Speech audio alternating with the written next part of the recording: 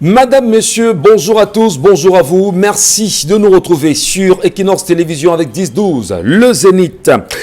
Atteinte à la liberté d'expression, le gouvernement s'attaque bien sûr aux réseaux sociaux et aux activistes qui, selon lui, salissent l'image du Cameroun et portent atteinte aux efforts de modernisation de l'État en construction. Une action jugée répressive et contraire bien sûr à la liberté d'expression ou d'opinion. Qu'est-ce qui aurait motivé aujourd'hui le régime de Yaoundé à se mettre à dos les principes de la démocratie? Pourquoi, bien évidemment, museler l'expression? Encadre-t-il ces réseaux sociaux au Cameroun lui-même? Et comment comprendre aujourd'hui la réalité de cette descente et surtout de ce musellement?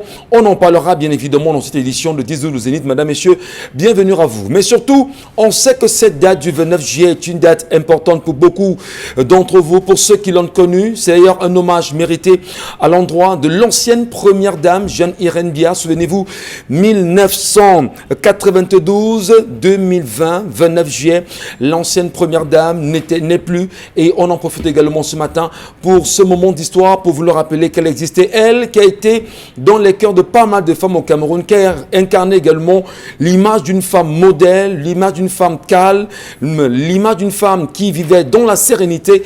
On en profite ce matin également pour rendre un vibrant hommage aux familles du Romain éprouvé et qui s'en souviennent encore, y compris pour ceux qui l'ont connu. La grande équipe est au complet. Charles Hamel, Bombo, Karine, Dominique Audry, ensemble unis pour la même mission. On va encore vous servir jusqu'à 12h. Bienvenue à vous. Bonbon Bengan Kandji, bonjour. Bonjour, monsieur Ngachou Numba. Bonjour à vous, chers téléspectateurs. Moi, deux corps de métier m'intéressent ce matin. En fait, des secteurs, ce n'est pas des corps de métier. Le secteur de la santé publique et le secteur des enseignants. Voici les deux secteurs que le gouvernement camerounais a décidé de tuer. Je pèse bien mes mots, de tuer. Quand vous tuez les enseignants, vous tuez le corps médical. Qu'est-ce qui vous reste dans ce pays? Soyons sérieux. Soyons sérieux. Voici deux corps, apparemment anodines. Ils ont commencé par des doléances, des réclamations, des revendications. Maintenant, il arrive le dernier point, la contestation. On le leur interdit.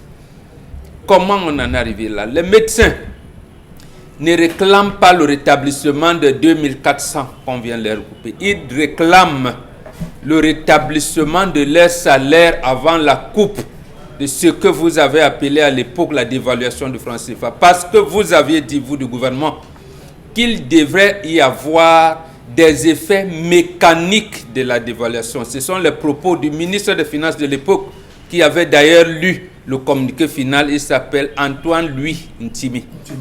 Où sont ces effets mécaniques de la dévaluation qui allaient amener ces deux corps de métier-là, ces deux groupes, d'être revalorisés? Aucun. De 1994 à aujourd'hui, aucun. On leur dit, les enseignants et le corps médical, qu'ils font des prestations ici et là. Mais non, c'est nous qui les avons amenés à faire ces prestations. Quand un médecin arrivait à l'hôpital le matin, il administrait des soins et il faisait des recherches.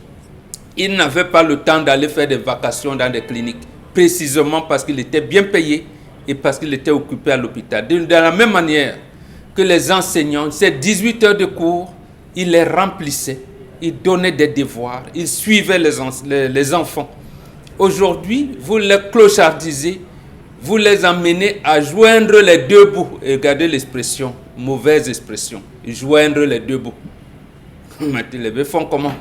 En Côte d'Ivoire, les enseignants du supérieur ont un salaire de 7 chiffres. Ceux de la maternelle ont un salaire de 250 000 francs pour un départ. Bon, Bengan, on peut comprendre bien sûr votre colère ce matin, hein, parce que la colère n'était pas encore restituée. Charles Hamel le fera tout à l'heure. Mais on peut comprendre effectivement que c'est assez choquant. 2400 de coupe. Alors qu'avec Antoine Timi, en 1992, on parle bien... Non, 94. En 92, dans ce que vous venez d'évoquer là, il y avait une réunion des chefs d'État à Dakar pour dire non à la dévaluation.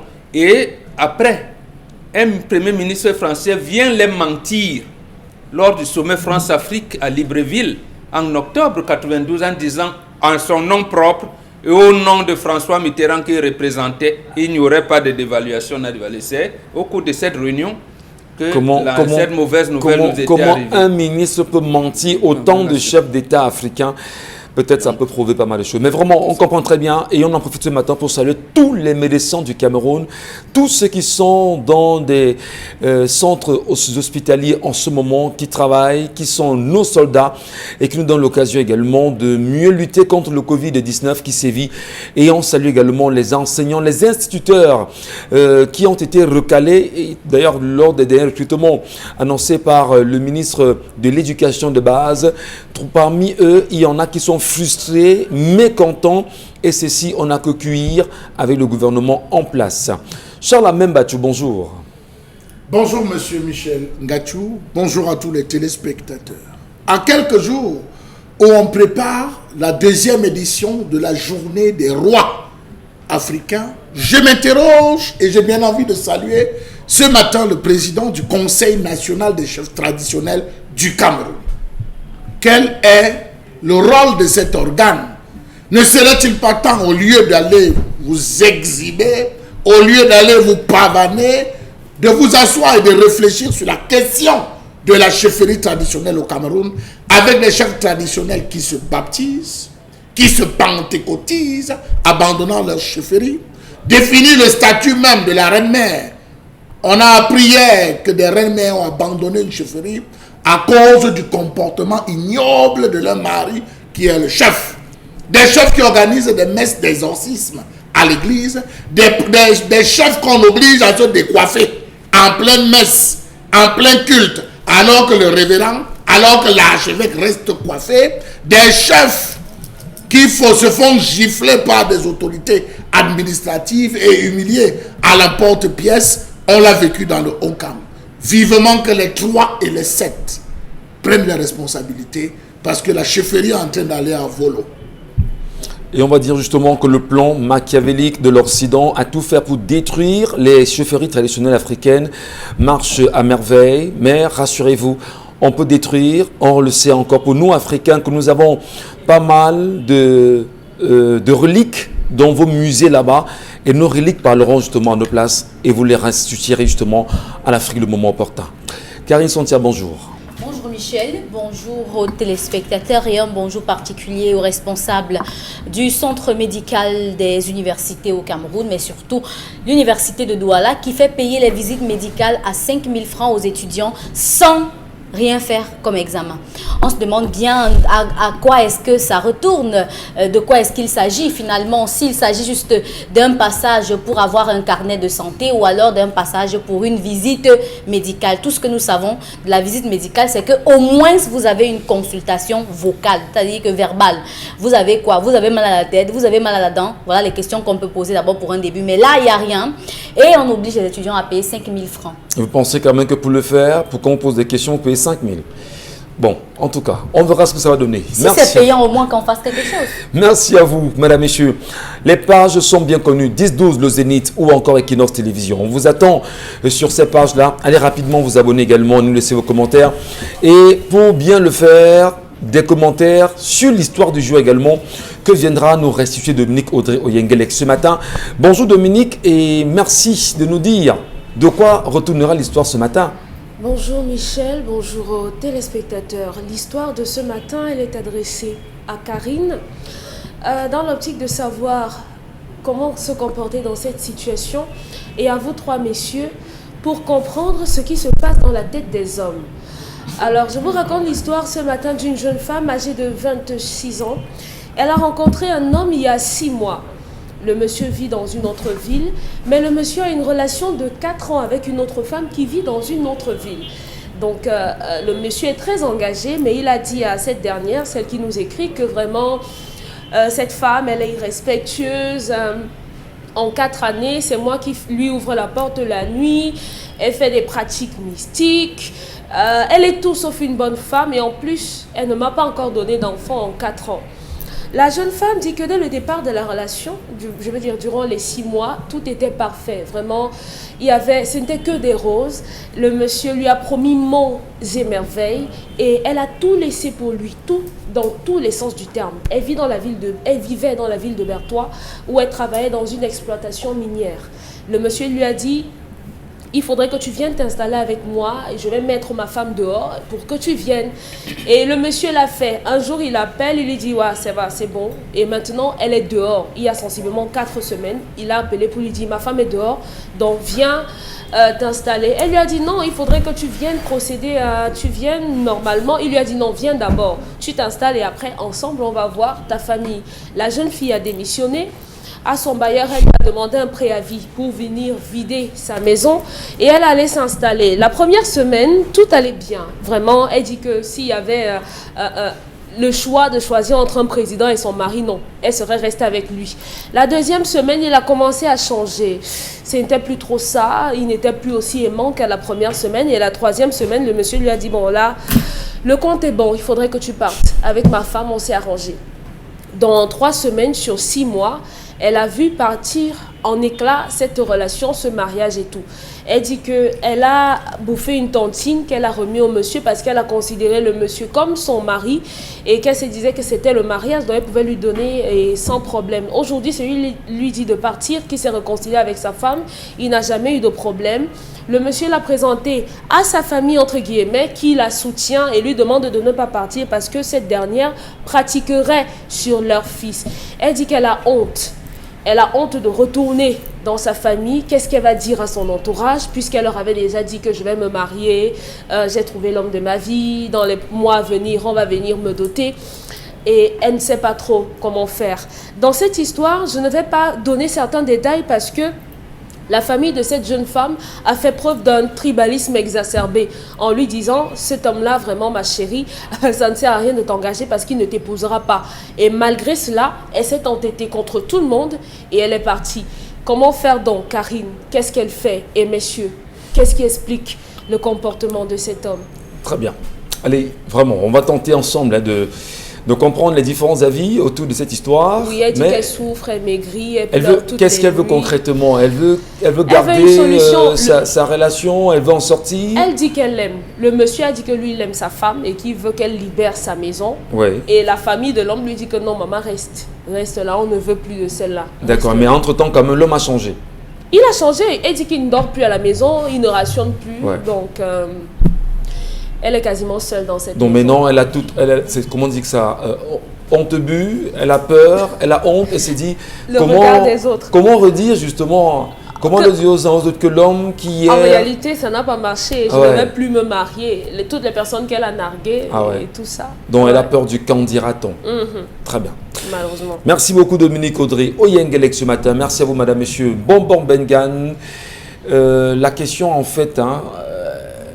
Dominique Audrey nous l'a fait savoir effectivement qu'elle est adressée, ou l'histoire est adressée justement à ceux qui sont sur le plateau. Qu'est-ce que vous en dites? C'est pas Karine. Oui. Parce que j'en viens. Elle a commencé. Permettez. Hier, avant-hier, c'était adressé à nous, mais ils ont parlé plus que nous. D'accord. Donc aujourd'hui, c'est Karine. Voilà. La question est cette adressée d'abord à Karine. Quand on parle, alors que l'histoire nous est adressée. Essayons d'écouter Karine, parce qu'on a cité Karine en premier. Karine dans son point de vue. Et puis voilà, le débat est lancé. Merci. Qu'est-ce qu'on fait pour cette femme, Karine? Ce qu'elle doit faire, c'est rentrer chez elle. Je pense que la solution, c'est la seule. La famille de cet homme joue à l'hypocrite. Vraiment. Elle fait l'hypocrite, genre, vraiment, c'est toi notre femme, hein. Vraiment, l'autre femme, là, nous, on ne l'aime pas. Elle fait les gris-gris. Ils le font tous. Parce que quand c'est nouveau, c'est beau. Un homme qui vous rencontre et vous parle en mal de sa compagne n'est pas un homme. Vous ne devez pas lui faire confiance. Vous ne devrez même pas lui donner votre attention. Parce que c'est pareil qu'il fera lorsqu'il trouvera une autre qui ne sera pas vous. Et un homme qui se sépare de sa compagne pour vous fera de même lorsqu'il retrouvera sa compagne. Ils ne sont pas si stables que ça. Qui ça? Un homme ou bien les hommes. Ils ne sont pas si stables que ça. tout ce qui passe devant eux avec une jupe est beau. Ouais. Je le dis bien, tout ce qui porte une jupe est beau. Et si vous pensez que parce qu'il vous a dit, il vous a raconté de belles choses, genre vraiment tu es la seule femme de ma vie, vraiment ma femme là, vraiment elle ne fait même pas d'abord d'enfant, c'est comme si elle est stérile, en plus tu es plus jeune, tu es plus fraîche, tu sais prendre soin de moi, c'est faux. Donc il n'y a pas de vérité, il n'y a jamais de vérité. Et hier je le disais encore, quelqu'un qui vous aborde et qui vous dit que vous prenez bien soin de lui plus que l'autre n'est pas net. On ne fait pas ce genre de comparaison. Vous ne pouvez pas passer la nuit avec une femme et passer la nuit avec une autre, commencer à aller peser sur un tableau et en parler à une autre. Vous pensez que quand il parle avec vous là, il ne fait pas pareil avec l'autre. Vous pensez vraiment qu'un homme, que si c'est vrai, entre guillemets, a été charmé, sur lequel on utilisait des gris-gris, va venir vers vous et vous dire qu'en 6 mois, vous êtes la femme de sa vie et rester avec vous. Vous voyez que 3 semaines seulement ont suffi pour qu'il comprenne que vous n'êtes même pas la femme de sa vie. 3 semaines. Vous pensez que vous avez stoppé votre vie, c'est faux. Vous n'avez pas stoppé votre vie. Vous avez mis une pause parce que vous avez cru à un mensonge. Maintenant que vous savez que c'était un mensonge, enterrez votre honte. Parce qu'une personne qui a honte ne peut pas recommencer sa vie. Vraiment pas du tout. Parce que si vous saviez par où certaines personnes sont passées pour recommencer leur vie, je ne vous en dirai pas. Il y a des hommes qui ont vécu dans des maisons ici avec les femmes et qui plus tard ont retrouvé que leur femme avait vendu la maison. Ils ont enterré la honte, ils ont recommencé leur vie. Comme vous pensez que c'est fini pour vous, ce n'est même pas le cas. Maintenant, il faut aussi souvent éviter d'avoir la mauvaise bouche lorsque vous trouvez que votre bonheur a commencé à poindre. Donc, rentrez dans votre famille. Ils vous accepteront. Et même si c'est votre frère, votre soeur, ou votre papa, ou votre maman, elle vous acceptera. Vous recommencez à zéro. Question Karine. Oui. Est-ce qu'un homme, c'est vrai, vous décriez le fait qu'un homme puisse dire à une autre femme comment est-ce qu'il vit avec sa femme à la maison, s'il veut conquérir cette dernière, est-ce qu'un homme ne peut pas être sincère en disant exactement à celle qu'il est en train de conquérir ce qu'il vit à l'extérieur pour mieux lui faire comprendre ce qu'il attend d'elle? C'est faux. Je vous dis que c'est faux. Un homme qui parle, c'est sa compagne, c'est pas sa petite amie. Oui, mais peut-être il veut la conquérir. Non, il veut la conquérir. Je dis, il le dit parce qu'il est fourbe. Il le dit parce qu'il est hypocrite, parce qu'il est égoïste. Il ne se pose pas les questions sur ce que cette femme qui vit avec lui depuis la ressent en 4 ans. Il ne se pose pas les questions sur ce que cette femme a vécu avec lui. Parce qu'il pense qu'il est le nombril du monde et tout doit se concentrer sur lui. Et finalement, il a réussi à être le nombril de 2 femmes. D'accord. De 2 femmes. Elle a pensé que c'était lui l'homme de sa vie, mais c'est faux. Un homme, je le dis bien, un homme qui vient vers vous, en mal parlant de la femme avec laquelle il passe ses nuits quotidiennement, est faux. Il est fake et il faut s'en débarrasser comme une mouche. C'est-à-dire claquer avec le chasse-mouche. Il ne faut pas laisser ça passer parce que au final, vous vous retrouvez là au carrefour de si je savais avec un homme qui vous abandonne dans une maison et que vous avez laissé ici un travail et votre maison à louer, vos effets sont où la famille finalement, vous avez pris de l'argent dans votre association donné à cet homme-là et au final, vous êtes où? Comment vous recommencez? La famille de la femme, enfin de l'homme, semble apprécier la femme et lui demande de rester, de ne pas bouger. C'est avec eux qu'elle va faire les enfants? Vraiment? Très bien. C'est avec eux qu'elle va dormir, c'est avec eux qu'elle va passer ses nuits. Merci. Ces affaires que des familles acceptent et l'homme ne veut pas là, vous pensez que ça marche vraiment? D'accord. Parce que le gars, même quand il accepte, malheureusement pour lui, même quand il accepte, je vous assure, vous souffrez le martyre. Parce que celle qui est dehors là continue à être bien. Merci. Prenons le point de vue de Dominique Audrey. Vraiment, les femmes ont la parole ce matin. Non. Oh, non. On prend le point de vue de Dominique Audrey également. Parce qu'il faut qu'on comprenne bien ce que cette femme peut ressentir, ce que vous, en tant que femme, vous ressentez. Est-ce que vous pensez qu'on peut vraiment faire pour l'aider à en sortir véritablement? Parce que l'histoire vous a été restituée. Alors, qu'est-ce qu'on peut faire pour cette femme? Séance tenante, Dominique Audrey, elle se pose des questions du « qu'en dira-t-on » Mais il faudrait quand même qu'on dise quelque chose. Vous, qu'est-ce que vous lui dites? Je lui dis qu'elle devrait avoir honte. Elle devrait avoir honte. On ne peut pas construire son bonheur sur les larmes de quelqu'un. C'est impossible. De la manière dont vous venez au pouvoir, de la même manière vous allez partir. Tout simplement. Moi, je suis désolée, mais je ne peux pas avoir de compassion pour elle. Non, vraiment, non. J'imagine que ça avait été moi, la femme qu'on avait mis à la porte. Ou bien que ça avait été une soeur ou bien une mère qu'on avait mis à la porte de cette façon. Non, ça ne se fait pas. En 6 mois, on n'épouse pas une femme. Vraiment, de tout ce que j'ai vécu de mon expérience, même si vous êtes Beyoncé, ou bien vous êtes je sais pas qui, c'est impossible. Un homme qui ne vit pas dans la même ville que vous ne vous connaît pas suffisamment pour vous mettre dans sa maison. Et vous voyez qu'il n'a suffi que d'une semaine pour qu'il se rende compte que soit vous n'êtes pas suffisamment ordonné, soit vous ne savez même pas faire la cuisine, soit vous n'êtes pas assez bonne. Hein? Comme sa femme durant ces 4 années. Est-ce que vous savez nous faire comprendre que ces mariages qui sont bien connus, c'est-à-dire on a des familles, qui sont en Occident, oui. Il y a des messieurs en Occident qui viennent prendre épouse ici au Cameroun, vivre avec elle, ça fait 15, 20, 30, 40 ans pour certains. Comment dites-vous, comment pouvez-vous dire justement que c'est pas pareil. Non, on ne se connaît pas avant. Non, c'est pas pareil. C'est pas pareil, c'est lui qui cherche. Là, même dans ce cas que vous donnez, ça c'est lui qui cherche. Le cas d'aujourd'hui, c'est l'homme qui a cherché la femme. C'est pas la famille. Dominique Audrey, oui. poursuivez. Pour ceux qui viennent de l'Occident prendre les filles ici, ils se côtoient pendant quelques temps, pendant un certain temps. Et pour tous, ça ne marche pas. C'est pour ça que M. Machoua dit que ne venez plus. Enceinte, là, et partez. Parce que généralement, voilà, parce que ça ne marche pas. Ça ne marche pas. Moi, je suis désolée qu'une femme de 26 ans se retrouve dans ce genre de situation. Quelle est cette femme à cette époque de la vie qui abandonne son travail pour un homme? J'aimerais comprendre. Vous démissionnez pour venir être une consommatrice. Cet homme-là va vous respecter. Il vous a dit que sa femme c'est une sorcière. Un homme qui est envoûté ne sait pas qu'il est envoûté. D'accord. First of all. Un homme qui est envoûté ne sait pas qu'il est envoûté. Bravo à la traditionnaliste. Maintenant, bravo. Merci de nous rejoindre. Il y a une catégorie d'hommes vraiment qui... C'est à cause des femmes comme vous que ce genre d'hommes existe. Cette catégorie d'hommes continue de faire des méfaits. Mais je ne m'en prendrai pas aux hommes parce que c'est nous les femmes qui sommes responsables de ça. Apprenez à vous donner de la valeur. Vous avez 26 ans. Il y a ce problème-là que les femmes estiment que lorsqu'elles ont 25 ans, elles ne sont pas encore mariées. Ou bien, comme ma grand-mère disait, lorsqu'elle ne dort pas derrière un homme, mais sans qu'elle ait amoindri. Non. Vraiment, même à 50 ans, on se marie. Arrêtez de penser que votre vie n'est déterminée que par la présence d'un homme. À 50 ans, on se marie, à 50 ans, on célèbre. Il faut bien comprendre. Hein. À 50 ans, on peut avoir un mari. D'accord. Voilà. Okay. D'abord que... Oui, Michel Gachou. Oui, j'ai posé la question. À 50 ans, on peut se marier? Oui. Oui. Ou à 50 ans, on peut célébrer son mariage? Parce que... À 50 ans, on peut trouver le mariage. On peut avoir le mariage à 50 ans. Donc, il ne faudrait pas que les jeunes femmes, par précipitation ou bien par suivisme moutonnier, se retrouvent dans ce genre de situation. Vous avez honte. Vous devez avoir honte.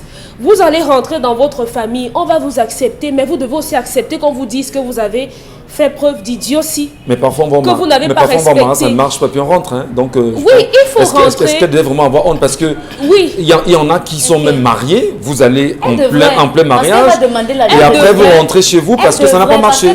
Michel, elle doit avoir honte parce qu'il va falloir qu'elle aille payer le nombre le mois qu'elle a fermé la maison d'autrui, qui va lui donner l'argent, elle ne travaille plus. Très bien. Elle a pris son argent, la tontine, elle a donné à l'homme, alors qu'elle aurait pu investir dans autre chose. Soyez un peu sage. D'accord. Vous lancez, en un mois, vous entrez dans la maison d'un homme, vous prenez tout votre argent, vous lui donnez. D'accord. Prenons l'avis de Charles. Il ne vous a même pas doté. Et vous arguez que non, la femme qui est là, on ne l'a pas dotée, elle me dépasse en quoi? C'est ça la conséquence. Prenons l'avis de Charles Hamel.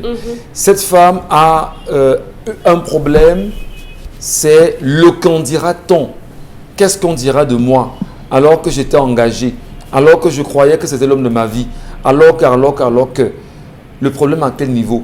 Comment la rétablir dans son intimité, dans sa vérité? Je vais commencer par dire à Dominique on la regarde.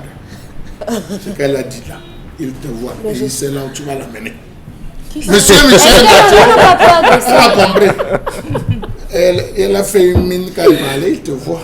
Qui ça? Oui, il te voit. Monsieur Michel Gachou, l'immense majorité des frustrations, des souffrances et des tristesses de la femme résultent de leur interprétation hâtive. Les femmes ont une interprétation hâtive. Dans le règne animal, la girafe, pour marquer son territoire, frotte son corps et son cou sur les arbres. Pareil pour l'éléphant. Les lions urinent tout au long de leur territoire pour marquer. Pareil pour les hyènes, avec leur forte odeur. La véritable peur n'est pas la peur d'échouer, c'est la peur de réussir. Ouais. Cette femme était habitée par une peur. La peur de réussir. Elle s'est engagée dans une relation. On vous dit qu'une femme a fait 4 ans, elle est sortie de là. Cette femme, toute femme, même celle sur ce plateau, marque leur territoire, M. Michel Ngachou. Naturellement. Oui, il faut qu'on entende bien votre naturellement. Merci. Elle peut marquer ce territoire. C'était juste pour que vous précisez. Non, la précision en vaut la peine. Bien sûr. Évolution Charlemagne. Marquer le territoire mystiquement, physiquement et spirituellement. L'homme a dit qu'il était possédé. La famille a dit qu'on pratiquait. Comment entrez-vous dans une maison, M. Michel Ngachou, sans avoir pris la peine de nettoyer cette maison? C'est la faute de cette femme. Lorsque vous sortez, il y a des femmes, vous vous gâtez. Il y a un petit haricot, M. Michel Ngachou. Un petit haricot, hein. Lorsqu'on jette ça dans votre concession, vous n'aurez jamais de paix. Jamais de paix. La haine. Vous n'avez pas de réussite. Même celui qui partait à l'école, il va arrêter. Je dis, ce petit truc, comme petit haricot, on jette. La femme peut avoir jeté un arc, ok, tu me mets dehors, je lance, je m'en vais. Tu vas voir ce qui va vivre, ce qui va arriver. Si elle arrive avec ses pieds, elle entre, monsieur. Est-ce qu'elle s'est fait accompagner? Non. C'est la raison pour laquelle elle vit ce qu'elle a. Toute la maison vit. La maison vibre au rythme de l'ancienne. Ah, faites très attention. Il y a des femmes qui enterrent des choses dans les maisons, monsieur Michel Ngachou. Oui, mais est-ce que tout enterre? Non. Tout n'enterre pas Tout est forcément. enterre. Comment vous le savez? Je dis toutes, même celles sur ce plateau, monsieur Michel Ngachou, elles enterrent. Elles enterrent, non, s'il vous plaît. Enterrez pas, monsieur Ngachou. On ne va pas ici pour exposer. Non, non, monsieur Ngachou, vous Ne voyez pas que vous êtes chez vous et que la maison vous appartient. Je ne suis pas ici pour faire plaisir. Non, je suis d'accord. Je ne suis pas pour faire plaisir. Nous sommes d'accord. Elles sont en train de voir le côté mystique. Qui se sent mauvais se mouche. J'ai dit tout enterre. L'exemple ne s'y est pas. Tout enterre dans les maisons. Ce n'est pas forcément mystique. Ouais, d'accord. Vous avez des femmes J'avais fait cette qui vivent dans des tableaux. Vous avez des femmes qui, en payant, elles payent ne serait-ce que la louche. Elle dit la sueur de mon front. Voilà ça que je paye. Un jour. Vous pensez que vous appelez ça quoi? Enterré? Enterré. Vous pratiquez? Ça alors. Oui. J'ai payé les nappes pour qu'une autre vienne s'asseoir. Qu'elle vienne se... C'est ça, monsieur Michel Ngachou. Elle voit seulement creuser le sol pour mettre. C'est ça, toutes les femmes pratiquent dans les maisons.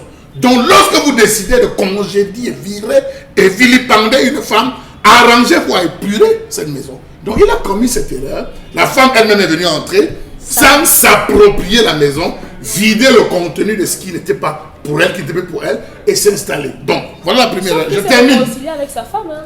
Je termine, monsieur Michel Ngachou, en disant que pour réussir, il faut avoir l'assurance, tout en évitant de croire à son intelligence. Elle a cru qu'elle était intelligente. Voilà. Elle s'est retrouvée là où... Merci beaucoup. Si, Bon, permettez Karine, permettez. Bon, va s'exprimer également là sur la question. En termes de... Quel regard vous apportez à ça, Bonbon, à cette histoire de ce matin? Non, beaucoup de choses, mais deux me semblent essentielles. La première chose, c'est que un homme qui a besoin des enfants, qu'il fasse les enfants. Vous n'êtes pas obligé d'amener la femme chez vous, faites les enfants. Vous le dites en grand-père ou bien vous le dites parce que vous êtes patriarche? Je le dis par patriarche, par expérience, par... Cet homme veut les enfants, il faut qu'il fasse les enfants. Ouais. Alors, mais il a menti. Le problème est où? Faire les enfants ne veut pas nécessairement dire chasser la femme qui est avec vous à la maison. C'est ce qu'il a fait. Voilà. Donc, il faut faire les enfants. Donc, je vais au-delà de l'histoire. Il faut faire les enfants, vous les hommes. Vous voulez des enfants, faites les enfants. D'abord, on ne connaît vos enfants que quand vous allez mourir. Là aussi. Maintenant, si vous avez la possibilité de les entretenir, entretenez-les. Reconnaissez-les et il faut les entretenir. Il n'est plus besoin pour un bantou de chasser la première femme pour mettre la deuxième. Non, ce n'est pas bantou ça. Faites les enfants autant que vous voulez, autant que vos moyens vous permettent de les entretenir. C'est pas bon, c'est bon tout de faire des enfants hors mariage. Hors mariage, On aurait bien voulu que le Bantou dise que c'est mieux de l'épouser, même si elle est deuxième, troisième, ou quatrième, ou cinquième. Les femmes d'aujourd'hui n'aiment plus la polygamie, mais elles ne nous interdisent pas de faire les enfants. Il y a d'abord le premier sujet. Le deuxième sujet, lorsqu'on prend, il y a une manière simple de prendre possession de sa maison. Cette femme qu'on dit avoir pratiqué, peut-être même elle ne faisait pas l'amour, ne faisait pas de trucs. On prend possession de sa maison comment? Vous prenez votre habit et vous n'avez pas lavé. Vous brûlez ça dans la maison, vous laissez votre odeur passer. Ce n'est pas une pratique de sorcellerie. Vous prenez possession de votre maison. Donc il y a certaines femmes justement qui nous côtoient, qui savent ça. Et elles vont le faire. Qui savent ça. Vous prenez possession de votre maison. J'imagine les habits qui seront brûlés ce matin dans la maison. Voilà, et j'allais d'espérer. Maintenant aussi, en plus de ça, cette femme qu'on dit avoir chassée, si elle sort d'une famille de mystiques, quand je dis par exemple, moi, aucune de mes filles ne peut divorcer. Aucune. Si elles veulent, elles peuvent nuire à leur mari. Par exemple, j'ai trouvé un mari pervers. Il y a des paroles à prononcer parce que quand je l'accompagne, je lui dis c'est toi qui seras là. C'est la simple parole, il y a l'air. Il y a des gens dont la parole devient quelque chose. C'est ce que, puisque on vous dit souvent que l'Occident n'a pas de préhistoire. Ils ont traduit ça dans la Bible en disant le verbe. C'est le pouvoir de la parole. En bas, ça on dit banga. Donc c'est ça qui vient de Dieu. Quand je dis ma fille, je t'envoie à ce mariage pour que cet homme que je considère comme mon fils, tu l'aides, vous donner le bonheur, tu vives ici. C'est tout. Je n'ai pas à creuser, à faire quoi que ce soit. Ce seul rituel l'installe. Maintenant, si le mari devient pervers, commence, bon, il peut le chasser, il peut même taper sur elle, mais elle finira par venir. Parce qu'il y a un rituel verbal qui a été acté et qui lui donne justement de s'installer. Donc, on ne connaît pas les antériorités de cette femme qu'on a chassée. Chassée? D'accord. Qu'on a chassé. Maintenant, on ne peut pas entrer là, donne l'enfant, donne pas l'enfant. La faute de donner l'enfant peut provenir de l'homme, peut provenir de la femme, peut provenir du fait que, bon, voilà. Permettez-moi d'esquisser le sourire ce matin parce que j'imagine les habits qu'on va brûler dans la maison ce matin. Monsieur Michel, parce qu'il y en a qui vont brûler les habits dans la maison pour pouvoir posséder leur maison ce matin. Monsieur Michel, c'est très dangereux. Pardon, en brûlant les habits, ne brûlez pas la maison, je vous en prie. S'il vous plaît, le bailleur risque d'avoir des problèmes avec le bailleur. dans une maison, qui connaît lorsque les objets se perdent? Entre les affaires de l'homme qui se perdent et celles de la femme, qui bavarde le plus? La femme, bien sûr. Merci beaucoup. Merci à vous, madame, monsieur. On attend vos réactions, mais surtout ne brûlez pas de vêtements dans les maisons. Attention. Parce qu'on a très peur. Hein. Pas passer mon Ça fait ici. partie d'un. Il y a beaucoup, j'en ai vu.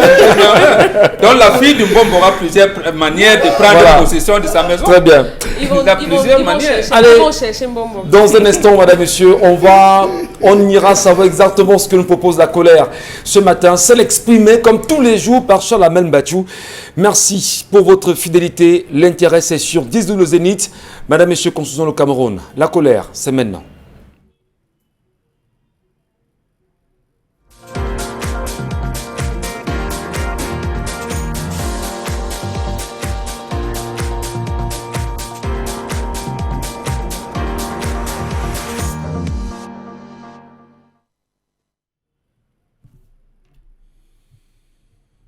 Je m'interroge ce jour sur la question du détournement, entre guillemets, des fonds alloués au fonds de solidarité pour la santé dans ce pays.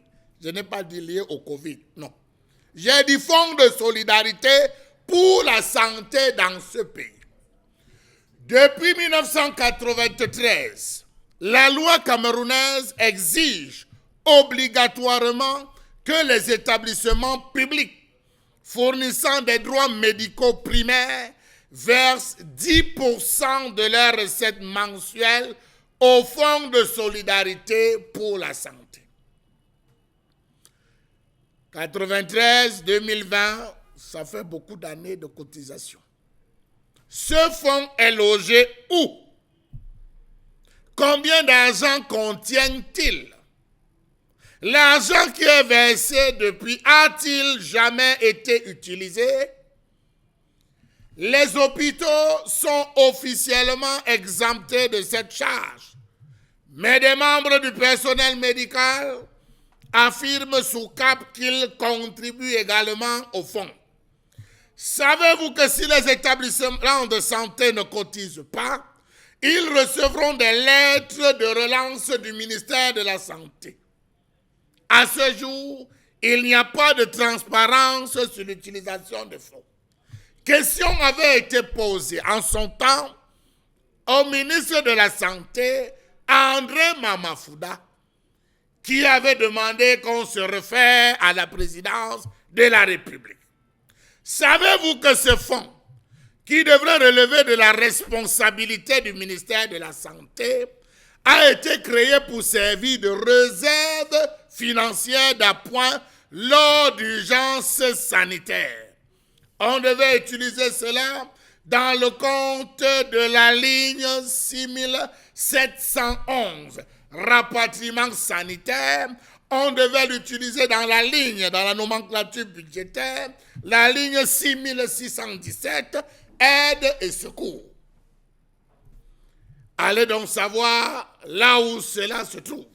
L'absence de transparence est un problème tout particulièrement parce que les revenus du fonds proviennent dans une large mesure des frais de traitement supportés par les ménages, ce qui fait augmenter le coût des soins médicaux.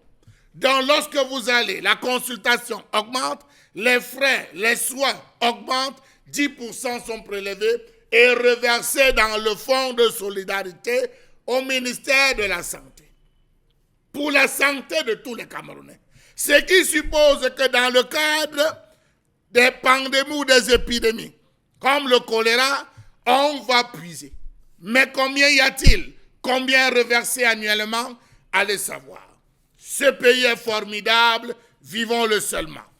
Comment comprendre que le gouvernement camerounais ne publie pas immédiatement les informations pertinentes sur les recettes, les dépenses et la gestion de son fonds de solidarité pour la santé?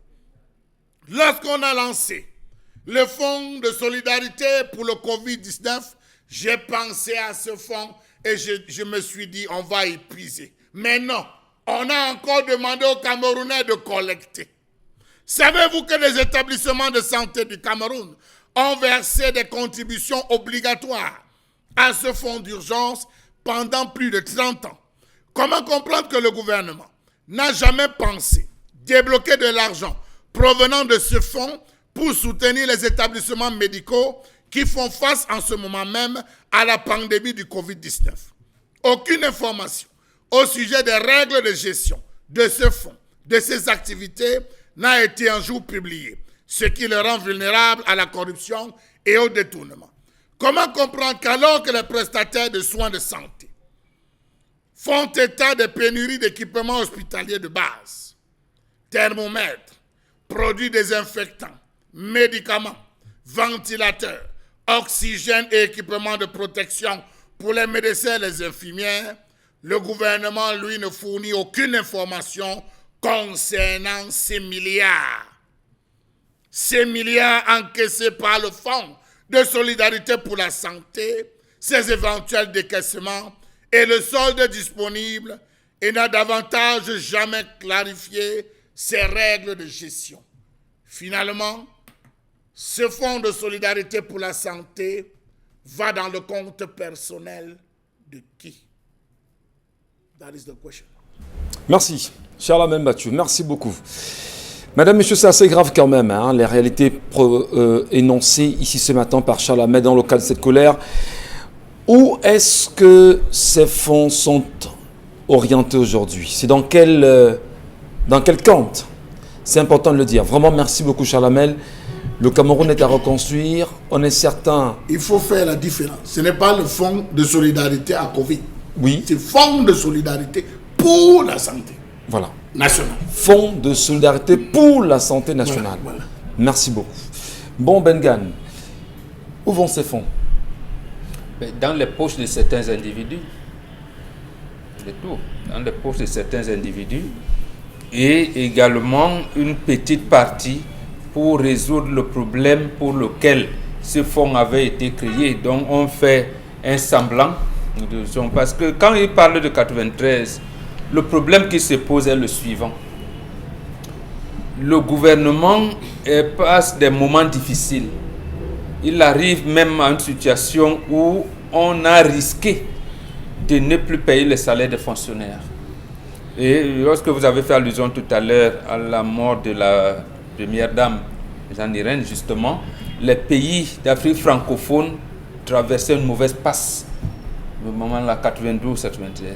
Et donc en 92, comment colmater les brèches?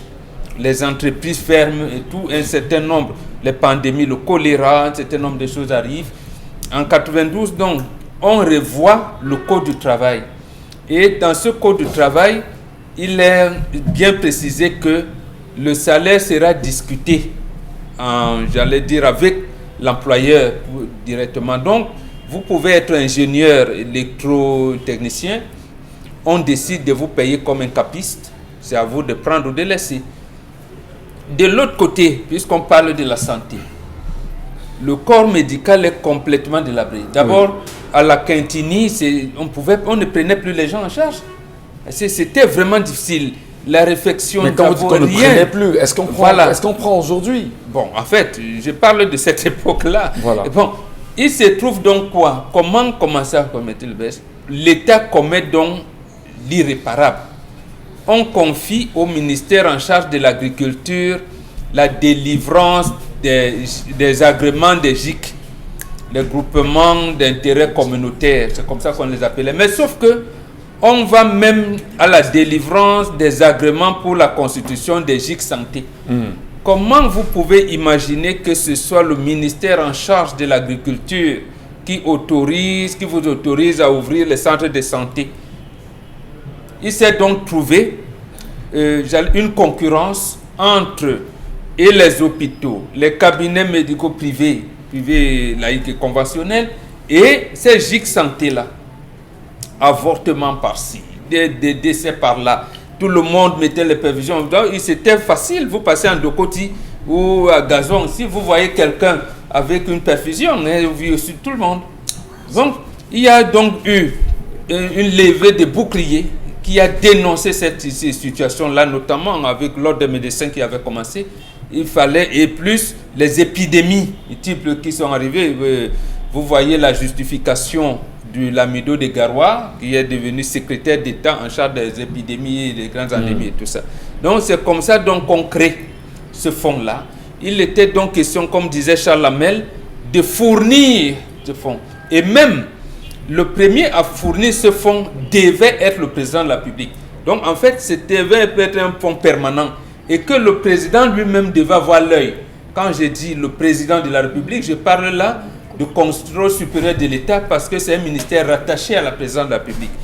Voilà comment était donc formulé l'argent qu'on la loue à la présidence de la République. Quand le budget de la présidence de la République était séquencé en 3.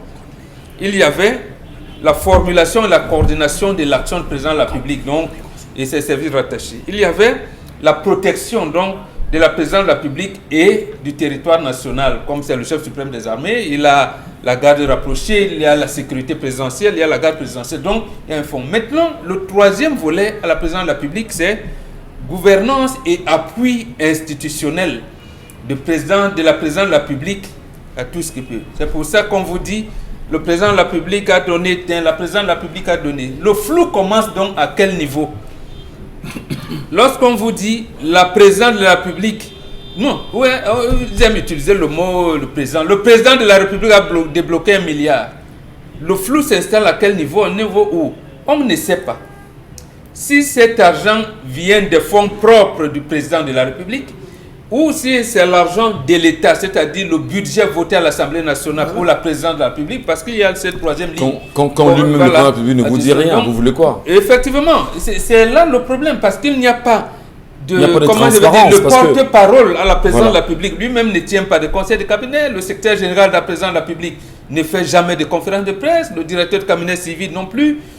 Il y a pourtant un service de communication à la présidence. Donc, le flou s'installe là. C'est pour ça que je vous dis, ça s'appuie donc avec tous les valises entre Garoua et entre le Cameroun et New York lorsque les Lions étaient en Coupe du Monde 94. Bon, tout s'est monté, descendu avec et traiter les opposants comme ça, comment donner un peu à Kodok, à Bello Bouba, à Dakole Dassala pour le partage du gâteau. Voilà, c'est ce qu'on veut dire. Tout est mis là-dessus. Donc est-ce qu'on peut dire, Karine Santé, effectivement, qu'il y a une très mauvaise gestion autour de ces fonds qui fait que le manque de transparence, comme ça la Mel l'a mentionné tout à l'heure, est ce sur quoi en réalité on doit juger le ministère de la Santé et le gouvernement camerounais en question? En général, oui. C'est sur ça qu'on doit juger, parce qu'il y a eu des fonds de solidarité spéciaux et il y a des fonds de solidarité générale. Le cas du fonds de solidarité à la santé est un fonds de solidarité général, c'est-à-dire pour toutes les questions de santé.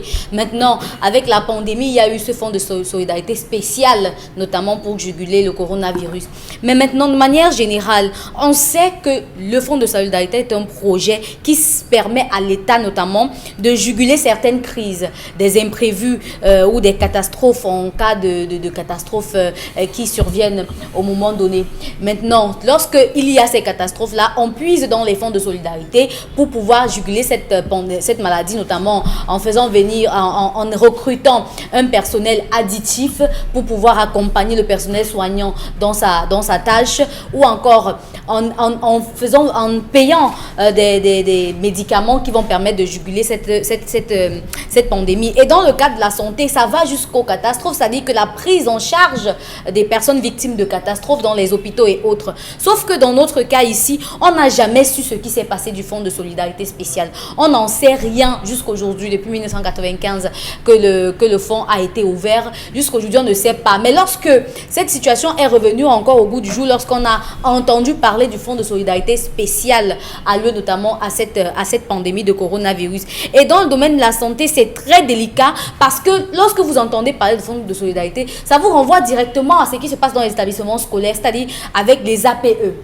C'est encore un fonds de solidarité en principe. C'est une cotisation que les parents d'élèves font pour soutenir l'établissement dans la prise en charge des élèves. Lorsque peut-être il y a un problème de table-banc, on puise dans le fonds des APE pour notamment avoir de nouveaux table-bancs. Lorsqu'il y a un problème d'enseignants, en plus dans les APE pour payer des enseignants vacataires et autres. C'est la même chose qui se passe, notamment avec le fonds de solidarité. Mais sauf que lorsqu'on parle de ça, puisque c'est à l'échelle macro, on ne nous donne jamais de rapport sur ce qui s'est passé jusqu'à aujourd'hui.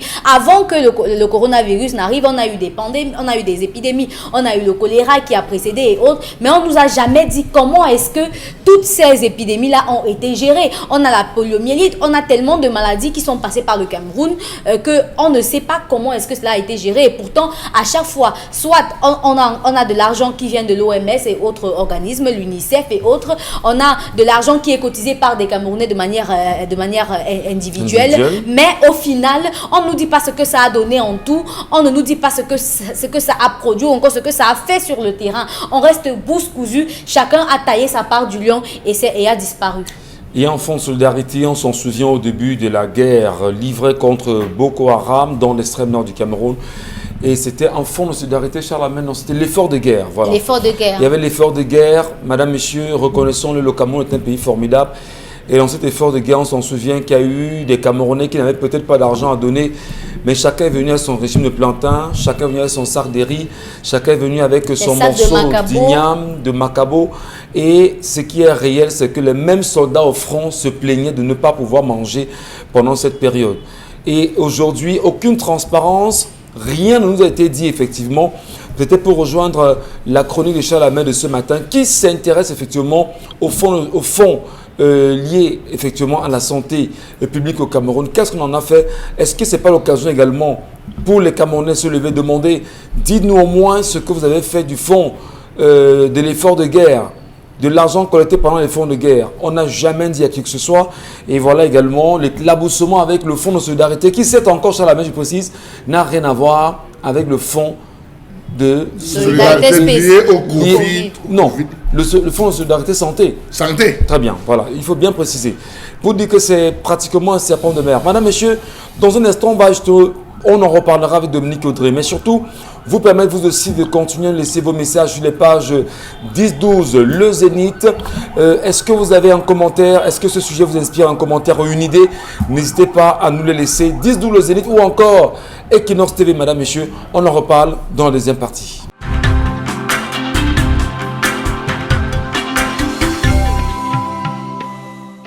Merci à vous, madame, messieurs. Merci de nous retrouver pour la deuxième partie de 10-12, le Zénith. Merci également de vous rappeler que tout à l'heure, Charlamagne Batchou nous a restitué ici une colère exceptionnelle également.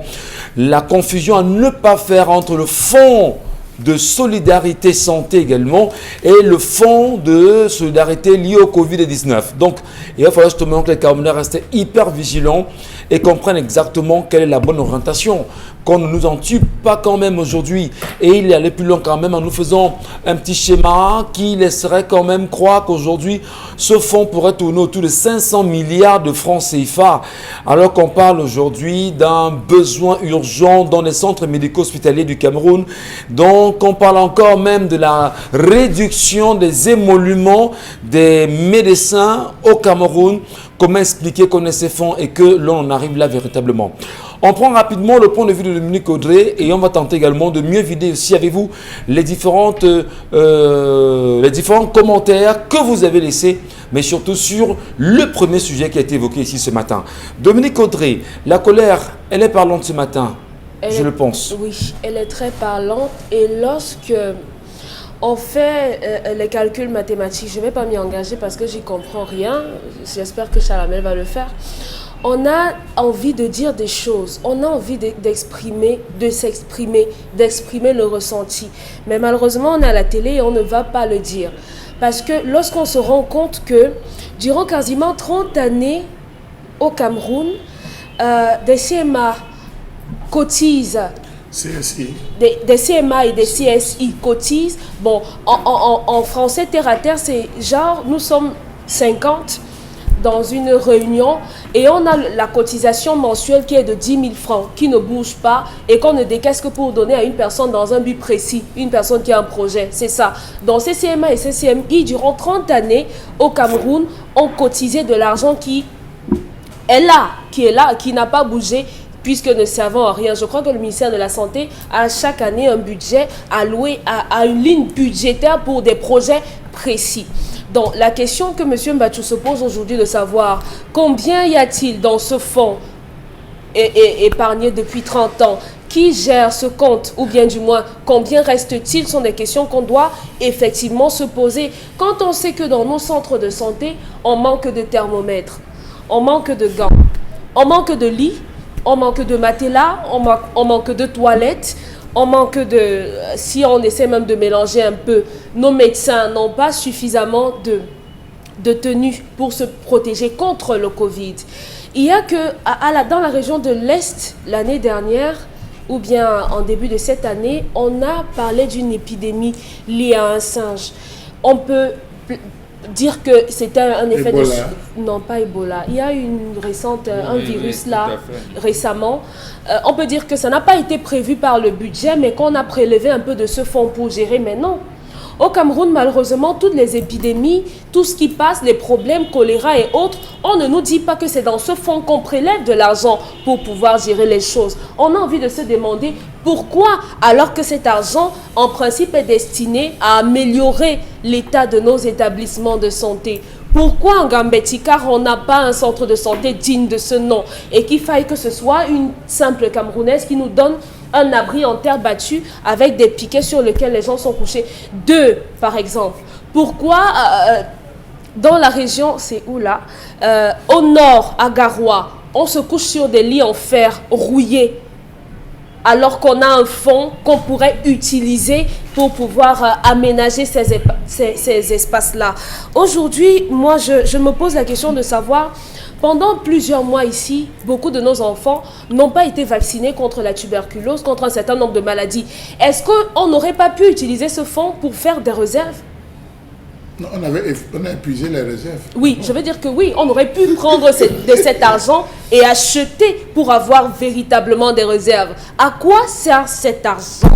Pourquoi au Cameroun on n'a pas de seringues? Pourtant on a de l'argent de la santé. Est-ce que c'est vous qui fabriquez les seringues? Achetez alors, prenez de l'argent, vous en achetez, puisque votre ministère de la Santé ne veut pas faire ce genre de... votre ministère de la Recherche ne veut pas faire ce travail, ne veut pas fabriquer ne serait-ce que l'eau salée, comme M. Mathieu aime le dire. Achetez donc. À quoi sert l'argent? Pourquoi les Camerounais meurent à cause de l'hémodialyse alors qu'on peut utiliser cet argent pour acheter des machines? À quoi sert cet argent? Encore qu'il faudrait que ces machines soient de bonne qualité, encore qu'il y a des compétences au niveau national et des Camerounais qui sont capables de fabriquer ces machines-là. Souvenez-vous du cas des couveuses. Oui. Il y a les couveuses faites Cameroun et on ne veut pas encourager ces initiatives locales. Oui, on peut même accepter qu'on n'encourage pas. Allez encourager les gens d'ailleurs, mais utilisez cet argent-là pour pouvoir le faire. Donc aujourd'hui, moi ma crainte, c'est que demain, on nous dise qu'en réalité, avec la pandémie liée au Covid-19, le fonds a été utilisé. Non, parce qu'on a vu que des Camerounais se sont mobilisés. On a vu des partis politiques se mobiliser pour collecter des fonds, pour ajouter encore à ça, malgré qu'on leur ait fait la guerre. Mais si vous faites la guerre aux Camerounais, aux partis politiques et aux individus parce qu'ils veulent mettre à contribution les Camerounais pour pouvoir gérer la crise liée au Covid, ne demandez-vous non plus un autre fonds de solidarité pour le Covid. Prenez dans le fonds de solidarité de la santé. Très bien. Merci Dominique Audrey. On va également vous dire, madame, dans un instant, on va vous lire. Mais les Camerounais sont extrêmement demandeurs de la réalité. Qu'est-ce qui se passe exactement autour du riz Orca? Jusqu'à présent, aucune solution n'a été donnée. Et du lait, vous dites, Dominique Audrey? Oui, bon, on nous a mentionné qu'il y avait des cartons de lait également. Où est passé le riz offert par l'entreprise Orca? Pourquoi le régime de Yaoundé n'en dit rien, malgré les évocations, mais surtout l'appel qui a été qui s'est fait longuement entendre par Jean-Michel Ninche ici? Il y a eu cette demande de remous, on n'en parle peut-être pas, mais les Camerounais demandent. Et ce qui est formidable, c'est qu'ils sont allés plus loin, au point d'en faire justement une petite série, c'est-à-dire qu'une émission de télévision bien connue, ils ont fait un rapprochement, et en parlant du Fort Boyard camerounais, où est passé le riz d'Orca. Merci justement, c'est assez compliqué. Donc on espère quand même que le ministre de la Santé nous regarde, et qu'on lui dise encore que les raisons qui nous sont données ne sont pas rassurantes. Mais on interpelle aussi le ministre de l'administration territoriale. Qu'est-ce qui s'est passé autour de ce riz? Pourquoi ne dit-on rien aux Camerounais qui ne vous demandent pas de venir donner du riz, mais de leur dire au moins ce que vous avez fait du riz, le riz, il faut leur dire. Il y en a un qu'on oublie. C'est d'ailleurs lui qui tenait le sac de riz. C'est le ministre du Commerce. Ah, le ministre du Commerce.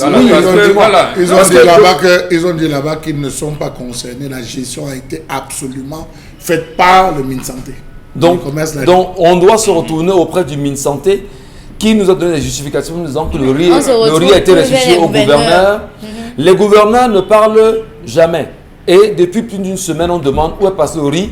Dites aux Camerounais ce que vous avez fait du riz. C'est important. Simplement, cher Lamel, avant de venir justement à ce fonds de solidarité-là, le gouverneur reçoit, donne au sous-préfet, au préfet, donne au sous-préfet, sous-préfet donne au chef supérieur, prennent, il donne au chef de village, les chefs de village prennent, il donne au chef de bloc, les chefs de bloc donnent à les épouses. Très bien. C'est fini à la cuisine. Si c'est comme ça que ça s'est fait. Non, mais parce que je sais qu'il y a des sous-préfets qui ont des stocks, de ces produits-là dans leur... Il faut qu'on en vienne pour finir, Charlemagne. Monsieur Michel Ngachou, nous sommes dans un pays aux incongruités véritablement incompréhensibles. Nous sommes dans un pays dont on peut donner le titre, monsieur Michel Ngachou, silence on joue, vous comprendrez mieux. À l'heure où je vous parle, une thèse de doctorat a été acceptée par tout un jury qui risquerait de voir l'arrivée d'un ministre de la République. Parce que cette thèse porte sur la présentation des vœux à Paul Biya. Thèse de doctorat qui sera soutenue par Bihina Paul. Ce jour et à l'heure dont je vous parle, après les silences du chef de l'État camerounais. Une autre thèse qui avait été présentée et soutenue par Jean-Marc Moutom. Pour vous dire, M. Michel Ngachou, que c'est ce sur quoi on est en train de tabler. François-Marc Moutom. Alors oui, François-Marc Moutom, on est en train de tabler là-dessus en faisant tout un ramdam, alors que les véritables problèmes se posent. Tout à l'heure, M. Michel Ngachou, je vous ai dit que n'étaient pas concernés les hôpitaux dans la collecte de ces 10%, parce que les hôpitaux jouissent dans la nomenclature budgétaire de la ligne 6525. Vraiment, j'invite tous les Camerounais à aller chercher la nomenclature budgétaire. Parce qu'il faudrait l'avoir et débattre la ligne 6525 en termes de subventions, en termes de dons. Il y a tout. Vous insistez sur la ligne 6525. C'est la ligne budgétaire. Il faut aller chercher la nomenclature. Voilà. Vous parcourez avec beaucoup d'appétit, vous allez vous rendre compte à l'intérieur, vraiment les gens s'amusent. Monsieur Michel Ngachou, nous sommes en 93, là où on parle, et c'était sous l'ère de Joseph Mbédé. Parce qu'il y a eu deux Joseph qui ont géré. L'un a lancé le projet Joseph Mbédé et l'autre est venu parfaire le projet Joseph Ouna. Ils sont deux. Donc deux Joseph qui ont travaillé sur le sujet. Joseph Mbédé en 1993, parce qu'il a fait 92-94 et 94-96 de Joseph Ouna. C'est encore consigné. Comment est-ce que cela a été implémenté? Nous avons l'habitude de laisser ceux qui sont vivants, qui peuvent raconter les histoires pour aller parfois interroger les morts. Joseph Mbédé n'est plus là. Je pense qu'on peut se rapprocher de ce membre du Conseil constitutionnel qui fut ministre à l'époque, en 1994-1996, l'ère sur laquelle c'est bien fait de revenir après la dévaluation. Ces fonds étaient littéralement et systématiquement décaissés et collectés. Oui. Lorsque vous retardez d'un jour, le ministère de la Santé vous adresse une lettre pour dire boum, tu as oublié. Dépêche-toi parce qu'on attend cet argent. Je vous dis dans un langage terre à terre pour que vous compreniez. Si vous passez une semaine et que ce fonds n'était pas versé, Monsieur Michel Ngachou, vous avez une demande d'explication en bonne et due forme avec des sanctions qui accompagnaient. On a donc prélevé cet argent. Disons très simplement, Monsieur Michel Ngachou, aussi bêtement que cela puisse paraître, que nous avons 2372 CMA qu'on prélève 1 million chaque mois, disons chaque mois, en termes de cotisation, un mois, 1 million sur les 2372. Dites-moi, Monsieur Michel Ngachou, en 30 ans, si on multiplie par 30 ans, ça fait combien? C'est-à-dire vous prélevez 1 million chaque mois sur 2772 CMA. Oui. C'est-à-dire, déjà, il faut avoir en 10 mois combien ça peut nous donner. En un an, ça donne combien par CMA? Et sur 30 ans maintenant, donc nous tournons sensiblement dans les 71 milliards, 160 millions aux alentours, hein, Monsieur Michel Ngachou, par mois. Maintenant, essayez de multiplier pour voir combien ça vous fait. Si on est dans les 71 milliards par mois, oui, voilà. Par mois. Non, je dis multiplier fois 30. Ça non, je dis si on est sur les 71 milliards par mois, si on va sur 10 mois, vous voyez combien ça fait. Voilà. Donc, alors, Monsieur Michel Ngachou, vous vous rendez donc compte que beaucoup d'argent sont rentrés. Cela a servi à quoi? Ça a été décaissé par qui? Par comment? Quelle est la traçabilité? Qui est le président du comité de gestion de ce fonds de solidarité pour la santé au Cameroun? Il faut qu'on nous le dise. C'est un silence méphistophélique lorsque vous posez cette question.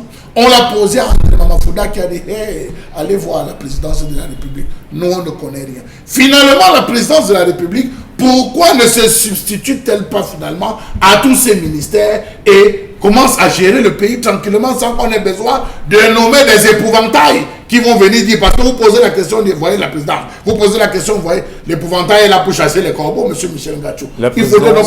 Oui. La présidence de la République qui est considérée comme une nébuleuse.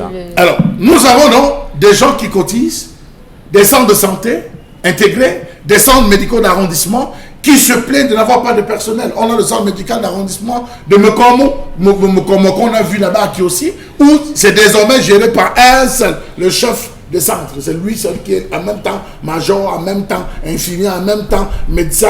Il gère tous ces différents rôles. L'argent là sert à quoi? Nous avons eu le choléra. Nous avons eu tellement d'épidémies qui ont survenu au niveau du Cameroun. Qu'avons-nous et comment avons-nous géré cela? Ce fonds reste silencieux. Je crois que les premiers à avoir déclenché cette affaire, c'était Human Rights Watch. rappelez-vous, qui avait mis cette affaire dehors, qui avait décrié. On a eu rapidement la sortie des membres du gouvernement pour dire, mais taisez-vous, vous parlez de quoi? Des choses que vous ne comprenez pas. Tentative de déstabilisation du pays, tentative de X. Quand on a sorti dans le fonds de solidarité lié au Covid, aussitôt les ménages. Mais les ménages ont commencé à se reposer. Je dis, mais attends, il faut qu'on s'interroge. Où est ce fonds national de solidarité pour qu'on apprenne que ce soit le chef de l'État qui fasse un don spécial alors qu'on a des comptes d'affectation, on a des lignes budgétaires et on a M. Michel Ngachou, ce fonds de solidarité nationale pour la santé. Donc on n'en parle pas.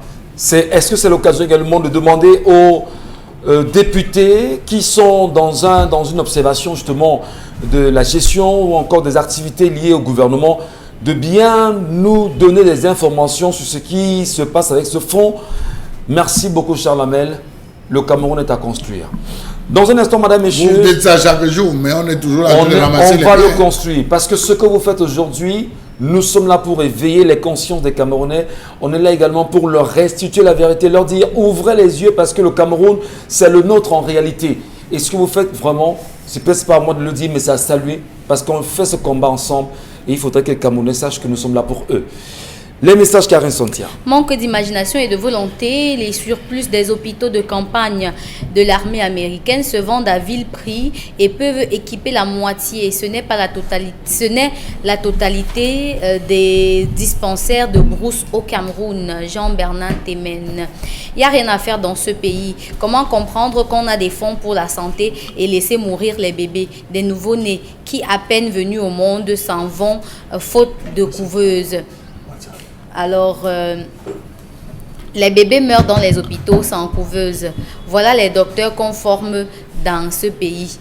Le riz est avec l'argent du coup de cœur des lions entre Yaoundé et New York. En tout cas, même dans les églises catholiques, ils bénéficient des dons à distribuer à la population, mais le détournent pour eux-mêmes. Bring back our rice, pardon, Manaouda, Malachi. Alors, vraiment, on dirait que ce pays-ci est maudit. Le gouvernement fonctionne sans réserve et même quand on fait le fonds de solidarité, on distrait les fonds. Le pays est foutu au bentona. Alors, on vous le dit, ce riz, on ne laissera pas. Vous allez nous sortir ces sacs de riz. Un autre message, un gouvernement de voyous, ils prennent l'argent des Camerounais pour payer les voyous corrompus. Nouvelle conjonction de corruption. Un autre message, notamment dans le direct. Vraiment, les femmes, ne jamais surtout tout abandonner pour un homme. Les voleurs se tiennent avec la passivité des citoyens qui sont des complices. Le niveau de faux qu'il y a dans ce pays est sans pareil. Non, il y en a qui se sont mariés au bout de 6 mois aujourd'hui. Ils sont toujours ensemble. Julienne Larissa Komol. C'est possible que la femme, effectivement, est effectivement envoûté le monsieur, mais malheureusement, cette fille n'a pas su comment briser cela peut-être. Trop facile. Un autre message. Un homme, un vrai, ne parle pas de son intimité. Il voulait juste s'amuser avec cette fille. Qu'elle n'ait pas peur de recommencer. Valérie Josiane. C'est sûr qu'elle narguait les autres filles dehors. Mamie, humilité est une vertu. L'humilité est une vertu. Rien n'est jamais acquis. On peut tout perdre un jour, du jour au lendemain. Il y a des charmes qu'on ne brise pas. Deux charmes qu'on ne brise pas, M. Michel Ngachou. La nourriture et le sexe. Même si vous faites qu'on ne brise pas ces deux charmes, M. Michel Ngachou. Ça, je parle du charme naturel. Vous allez voir un homme que sa femme tient au lit. Elle n'est pas bonne. Il va la chasser n'importe comment. Il va tourner. Souvenir. Pareil pour le repas. Donc, il ne faut pas dire, quand vous soulevez, il y a des choses naturelles que la nature elle-même a fait ainsi. Avant 1980, il n'y avait pas de fonds et tous les écoliers, collégiens et autres étudiants étaient soignés gratuitement et en plus, le pétrole n'était pas exploité. La fille est consciente qu'elle voulait le manipuler, raison pour laquelle elle va jusqu'à lui donner sa tontine et aussi lui aussi prenait quoi? Qu'elle parte de là, c'est elle qui subit, elle a honte. Pourquoi? Un homme qui te dit, je chasse ma femme, viens t'installer et tu viens, c'est pas un homme. Un autre message. Alors, donc il existe encore des femmes naïves jusqu'à ce point. Pardon, dites à cette fille de rentrer chez eux, assumer amèrement sa honte. Le gars ne l'aime pas et ne l'avait jamais aimé. Toi, femme, comment acceptes-tu qu'on mette une femme dehors pour toi? Franchement, c'est insensé. Les filles... Est-ce que les filles entendent ça, comme on dit souvent? C'est-à-dire qu'elles vont entrer. Bon, tu la mets dehors, elle rentre. Elles ne vont pas rester à deux. Hein? Il y a de la place pour deux. Il y a la place pour deux. Si elle passe pour deux, il y a la place pour c'est pas quatre. ce que le monsieur dit. Il ne veut pas deux. Non, l'autre qui venait entrer pouvait lui dire que non, laisse maman tranquille, je vais l'aider. Est-ce qu'elle lui avait demandé de mettre la femme dehors? Elle-même pouvait dire ça. Elle ne lui a rien demandé. Elle ne peut pas demander de mettre la femme dehors. Karine, poursuivons avec les messages. Alors, pensez-vous sur le cas de la lutte contre le Covid au littoral? Alors, effort de guerre, on prend des mots en Occident et on cuisine à notre sauce. La France se bat au Mali, en Afghanistan et en Syrie, mais aucun effort de guerre n'est demandé aux populations. Le budget suffit. Dans le mariage, chacun vient avec son calcul. Tant que le mien donne encore la bonne réponse, je suis là. Ma chérie, écris-moi tous les jours, appelle tous les jours. Je te gère pas, je suis ambitieuse. Du pristonnier.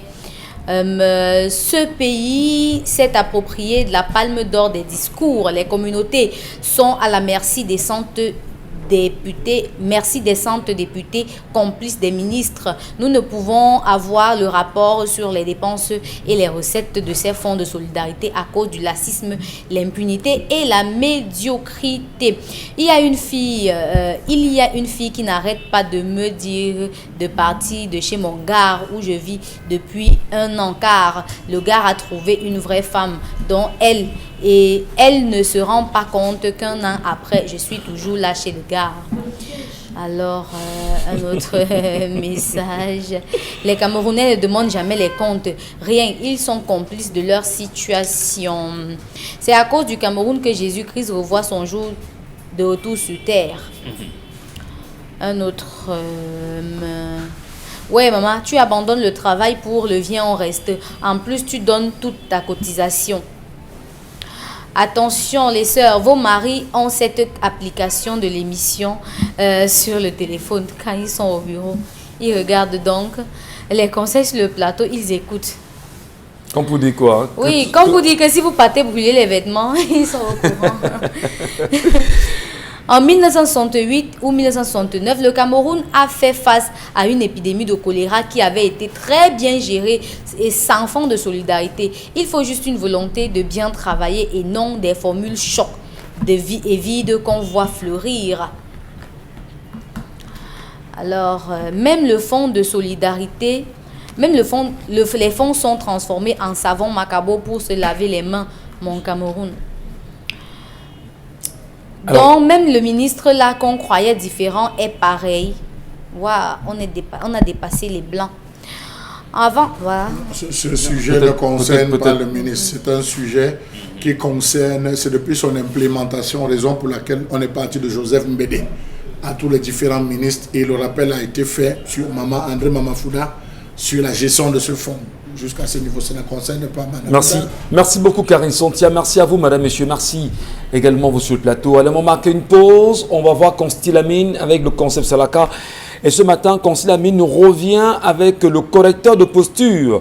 Constille Amine, bonjour. Oui, bonjour Michel, bonjour à tous les téléspectateurs de cette émission et bonjour à tous les clients du concept Salaka, votre concept de communication, de vente sur les antennes d'Equinox Radio et Télévision. Je le rappelle encore ce matin, chers téléspectateurs, restez à la maison, restez dans vos boutiques, restez dans vos magasins, à travers votre téléphone, quand vous regardez l'émission en direct, vous avez la possibilité de faire des achats et bien sûr de bénéficier des prix très très abordables. Alors ce matin, nous allons parler une fois de plus du correcteur de posture, comme j'aime très bien le dire, Correcta de Posta, c'est bien entendu cette jaquette médicale qui permet d'éliminer les douleurs au niveau du dos. Le correcteur de posture permet également de nous prévenir contre le mal de dos, pour dire tout simplement, n'attendez pas à avoir mal au dos pour chercher la solution. Il faudrait éviter le mal de dos en portant régulièrement le correcteur de posture que voici. Voilà comment ça se présente, votre Correcta de Posta. C'est une véritable jaquette médicale, comme je l'ai très bien dit. Ça permet d'éliminer les douleurs au niveau du dos, les douleurs au niveau du cou, les douleurs au niveau des épaules. Le correcteur de posture permet également de redresser votre dos. Le correcteur de posture, encore appelé Correcta de Posta, en anglais renforcé, permet également, chers téléspectateurs, de faciliter la bonne circulation du sang. Voilà donc quelques avantages liés à l'utilisation régulière du correcteur de posture qui, je rappelle, est sans effet secondaire sur votre corps. Le correcteur de posture, chers téléspectateurs, je vous le conseille vivement, il faudrait l'avoir. Et ce matin, j'attire encore l'attention de ceux-là qui passent toute la journée derrière un volant, de ceux-là qui passent toute la journée derrière une machine à coudre, ceux-là qui passent toute la journée assis derrière un bureau. Il est important pour vous de porter régulièrement le correcteur de posture. Les sportifs, les cultivateurs, tous ceux-là qui font des travaux durs, le correcteur de posture est une jaquette importante pour vous, chers téléspectateurs. Après donc la représentation de ce correcteur de posture, il est question de parler du prix. Et c'est un prix de promotion parce que le correcteur de posture, le prix normal de ce correcteur de posture est de 12 000.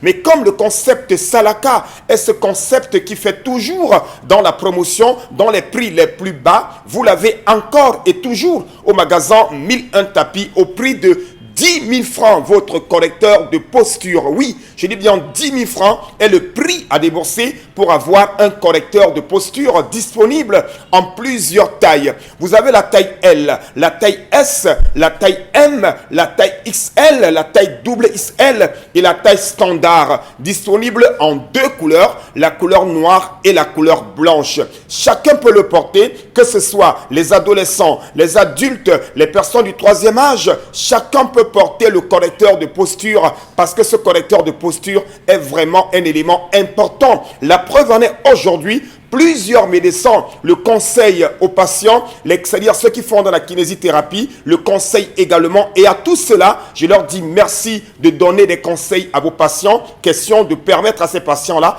d'avoir un dos net, un dos de qualité avec l'utilisation du correcteur de posture. Nous allons parler rapidement des modalités de livraison. Pour ceux qui ont besoin de bénéficier d'une livraison, pour ceux qui ont besoin de commander au concept Salaka, vous êtes hors de la ville de Douala, quelle que soit la ville dans laquelle vous êtes, quel que soit le pays dans lequel vous êtes, il suffit tout simplement de nous appeler à nos numéros de téléphone et de passer votre commande, quelle qu'en soit, c'est-à-dire quelle que soit la marchandise, nous livrons dans tout le Cameroun et dans certains pays africains et même européens.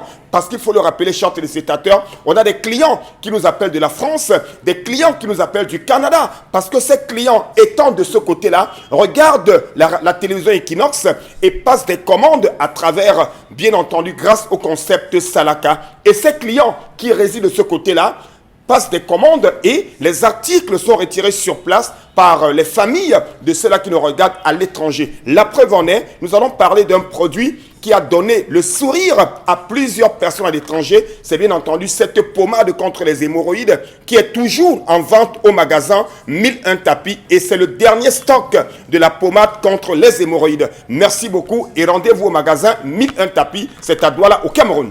Merci Consti Lamine, merci à vous, merci pour cette première partie et cette première session de vente sur les antennes Equinox Télévision avec 10-12 le Zénith. Madame, Messieurs, merci également à vous de nous rester fidèles. Dans un instant, Karine Santia ira nous restituer exactement ce qu'elle a pu retenir pour chacun des membres de la famille que vous êtes sur la toile. Qu'est-ce qui a fait le buzz? Qu'est-ce qui a fait la une? Qu'est-ce qu'elle a retenu d'édifiant pour nous ce matin? Oui, dans le cadre de la revue des réseaux sociaux, deux principaux sujets. Le premier, On s'intéresse aux enseignements supérieurs. Un sujet de thèse de doctorat crée la polémique sur Internet depuis hier soir. Notamment, c'est la thèse que va soutenir aujourd'hui Lebbiha Paul-Éric sur le sujet, la présentation des vœux par et au chef de l'État du Cameroun de 1982 à 2020. Une thèse qui, depuis hier sur la toile, suscite des questions notamment sur les types de sujets à présenter en thèse au Cameroun. Est-ce que ce sujet peut faire l'objet d'une thèse? Certains soutiennent que c'est particulièrement un mémoire, mais pas une thèse forcément. Il y en a qui expliquent qu'en sciences sociales, notamment, tout est question de problèmes. Si ce sujet pose un véritable problème, pourquoi pas en faire une thèse? Donc, les débats vont dans tous les sens. Est-ce que parler de la cérémonie de présentation des vœux au président de la République peut faire un sujet de thèse? C'est de ça qu'on parle ce matin. Mais en tout cas, on va également tenter d'avoir aussi les réactions des téléspectateurs qui beaucoup réagissent de toutes les façons. Mais Dominique Audrey, dites-nous, comment est-ce que vous analysez ce sujet-là?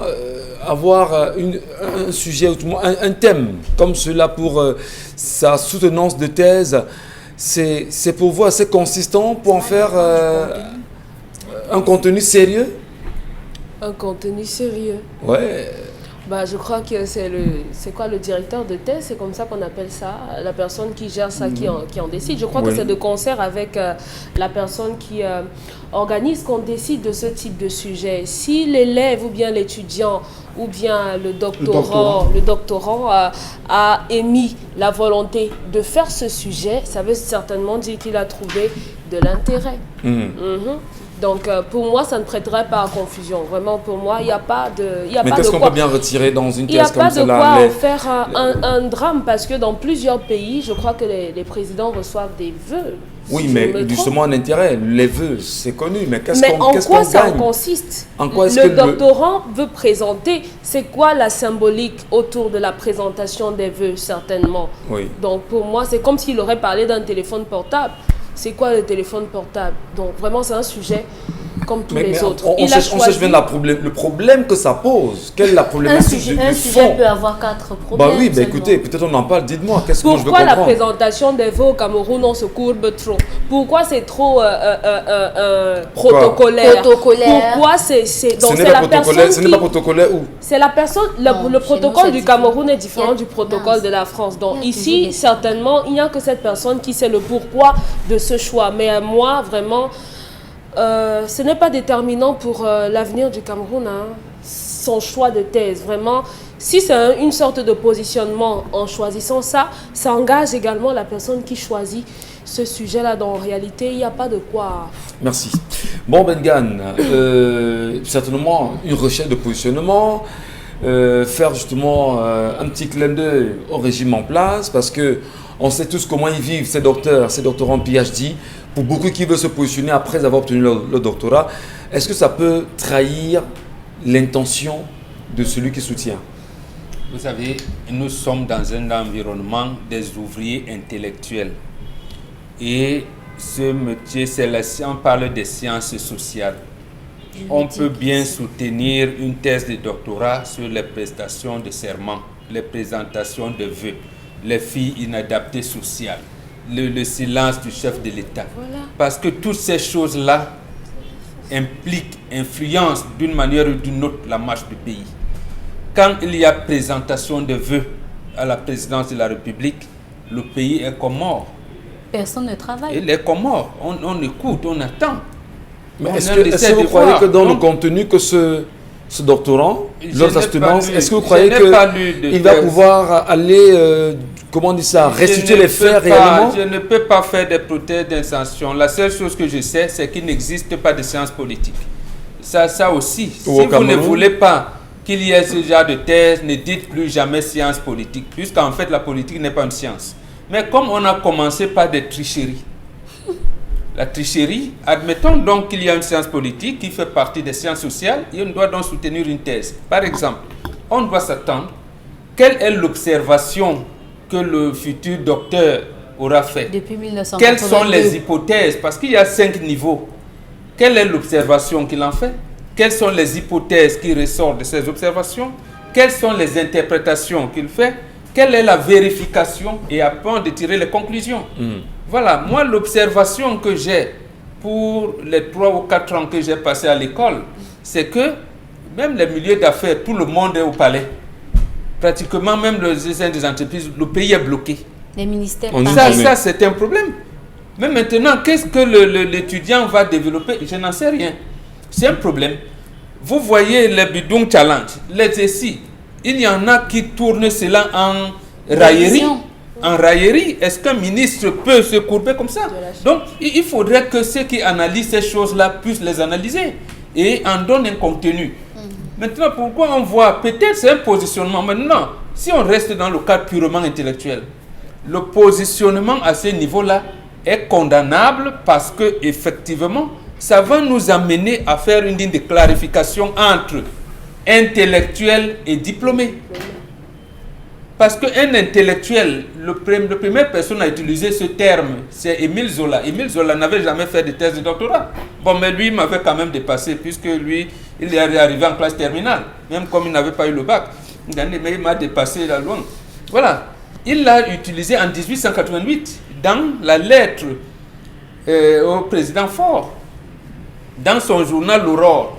Et le contenu qu'on donne, que ce soit lui, Jean-Paul Sartre, ou celui qui vit encore actuellement, Régis Debray, c'est qu'un intellectuel est proche des mouvements de gauche. Donc, c'est celui dont les idées participent au développement du pays. On a bien envie de savoir. On a bien envie de savoir une pareille thèse, ça peut... Quel est le problème fondamental ça donnera que ça pose? Une clarification. Oui. Il sera docteur, mais il peut ne pas être intellectuel. D'accord. Donc, parce que même ceux qui ont soutenu des thèses, j'allais dire, qu'on peut dire bien argumentées, tous ne sont pas intellectuels. Tous les universitaires là ne sont pas intellectuels. Charles Hamel. Donc, moi, c'est le contenu. Ils nous donnent des explications que vont donner. À ce moment-là, on va donc discuter du contenu de la thèse. Une pareille thèse, Charles Hamel, Samalek ou science? C'est un DPO. Ça veut dire diplôme politiquement obtenu. C'est un DPO. Pourquoi, M. Michel Ngachou, quand on essaie de parcourir ou faire une lecture diagonale, on se rend compte qu'on va aborder la question de la priorité diplomatique accordée aux diplomates.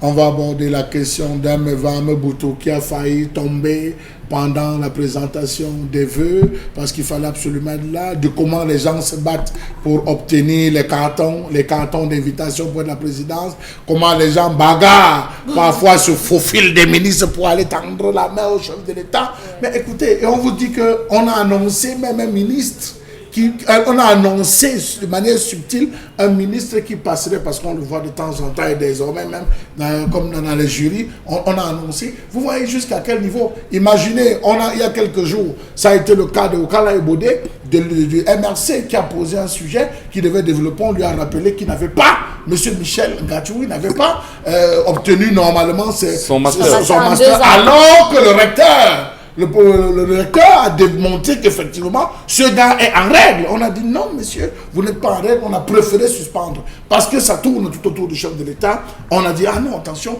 voilà des sujets sur lesquels il faut véritablement ça fait on va faire la laudation, on va vanter les mérites 82-2020 du chef de l'État.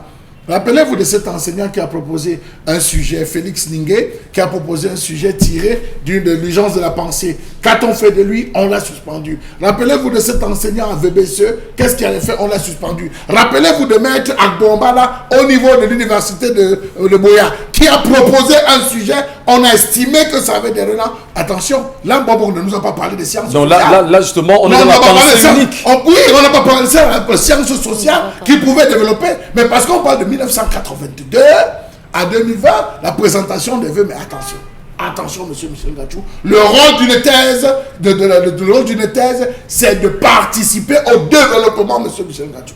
En quoi est-ce que cela va nous amener? Si on vous disait qu'un ministre va se déplacer, ça suppose qu'il a pris la peine de parcourir le contenu et se rendre compte que c'est à leur faveur et non à leur défaveur. Karine Santia veut absolument se prononcer sur ce sujet également. Pour quitter totalement de l'univers politique, tel qu'on est en train d'expliquer. Parce que nous sommes quand même en train de parler de Le science. doctorat avant tout politique. On est en train de parler de science. Il est au Cameroun. Et en science, la première étape, c'est l'observation. Oui. Depuis 1982 à aujourd'hui, qu'est-ce qui a évolué dans la cérémonie des vœux Qu'on n'est pas l'impression qu'on va... de présentation. Répondons à la question, mais qu'est-ce qui a donc évolué? Laissez-moi, c'est pas moi qui réponds, c'est un docteur, c'est lui qui répond. Qu'est-ce qui a évolué? Je suis en train de parler d'une observation. Je mais attendez, il n'a pas lu la thèse. Je n'ai pas lu. Allons-y. Scientifiquement, c'est prouvé qu'il peut étudier parce qu'il y a un temps limité qu'il a choisi. 1982-2020. Scientifiquement aussi, ça s'explique que quelqu'un étudie un fait parce que la salutation au président de la République, c'est devenu un fait. C'est presque un phénomène parce que c'est chaque année. Quel est le phénomène? Et s'il vous plaît, la résultante de cela, ça peut être même le changement de comportement de ceux qui vont saluer le président de la République. Mais non. Oui, mais depuis que le ministre Momo a salué le président de la République, il n'est plus pareil. Non, vous n'allez pas dicter à quelqu'un le choix de sujet qu'il va faire pour sa thèse. Permettez-moi un mot. Je dis, je pense... D'accord, Karine, finissez. En plus de cela, il faut qu'il pose le constat. Le constat, c'est que, ça peut être que, depuis ce temps, voilà les budgets qui ont été dépensés pour ces cérémonies, par exemple. Ça ne contribue pas à changer les mentalités, monsieur. Mais écoutez, vraiment, si on parle de budget qui sont dépensés, qui est dépensé pour ça. C'est de la poudre de perlimpinpin, ce doctorat, vraiment. Je dis bien, il faut sortir de l'interprétation politique pour comprendre que c'est un domaine scientifique. Voilà, et les sciences humaines sont tellement compliquées que les sujets les plus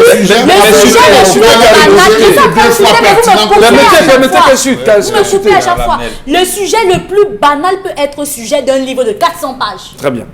Bon, maintenant, vous voulez renchérir? Oui, nous sommes dans le milieu universitaire. Parlons de l'université. À quoi sert une thèse sur les filles inadaptées sociales, sur les enfants de la rue? Ouais. Ce n'est pas un problème. On ne peut pas poser ce problème.